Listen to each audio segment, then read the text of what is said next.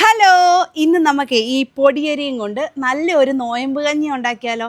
നമുക്ക് ഈ നോയമ്പ് കാലമൊക്കെ ആകുമ്പോഴേ നമ്മുടെ ഉമ്മിച്ച നമുക്ക് ഇടയ്ക്കിടയ്ക്ക് ഈ കഞ്ഞി ഉണ്ടാക്കിക്കൊണ്ട് തരും കേട്ടോ. അവർ നോയമ്പൊക്കെ മുറിച്ച് കഴിഞ്ഞാൽ ഭയങ്കര ടേസ്റ്റാണ്. അപ്പോൾ ഞാൻ ഉമ്മിച്ചാടെ കയ്യിൽ നിന്ന് മേടിച്ച റെസിപ്പിയാണ്, നമുക്കിതുണ്ടാക്കാം. പൊടിയരി എടുക്കുക, അത് നല്ല രീതിയിൽ കഴുകിയിട്ട് നമ്മൾ കുക്കറിലോട്ട് ഇട്ട് കൊടുക്കുക. ചരുവത്തിലും ഇത് വേവിക്കാവേ. അതിനുശേഷം ഇതിൻ്റെ കൂടെ നമുക്ക് ആശാളി അല്ലെ ആയാളി എന്ന് പറയുന്ന ഒരു സാധനം കിട്ടും. അത് നല്ലതുപോലെ കഴുകിയെടുത്തിട്ട് കുക്കറിലോട്ട് ഇട്ട് കൊടുക്കുക, അരിയുടെ കൂടെ തന്നെ. ഇത് രണ്ടും വേകാനുള്ള വെള്ളം ഒഴിച്ചതിന് ശേഷം ഈ കഞ്ഞിക്ക് ടേസ്റ്റ് കിട്ടാൻ വേണ്ടി ഒരു കഷ്ണം നമുക്ക് ഇഞ്ചിയോ അല്ലെങ്കിൽ ചുക്കോ ഇടാം. ചുക്കാണ് ഇടുന്നത് നല്ലത് കേട്ടോ. അപ്പം ചുക്കൊന്ന് ചതച്ചുകൊണ്ട് വരട്ടെ. വേണ്ട ചതച്ച ചുക്ക് നമുക്ക് ഇതിലോട്ട് ഇട്ട് കൊടുക്കാം. എന്നിട്ട് നമുക്ക് ലേശം ഉപ്പും കൂടി ഇട്ട് കൊടുക്കാം കേട്ടോ. എന്നിട്ട് ഇത് അടച്ച് വെച്ച് നമുക്കൊരു 3 വിസിൽ വേവിച്ചെടുക്കാം. അതുകൊണ്ടേ നമുക്കൊരു അരപ്പ് റെഡിയാക്കണം. അതിനായിട്ട് ഞാൻ കുറച്ച് തേങ്ങ എടുത്തിട്ടുണ്ട്, 4-5 കഷ്ണം കൊച്ചുള്ളി. ഇപ്പോൾ കൊച്ചുള്ളി ഇതിലോട്ട് ഇട്ട് കൊടുക്കാം. അതിലോട്ട് നമുക്ക് കുറച്ച് ജീരകവും കുറച്ച് കുരുമുളകും ഇടണം. ജീരകം കുറച്ച് മതിയേ, ജീരകം ഇഷ്ടമല്ലാത്തവർക്ക് ഇടണ്ട.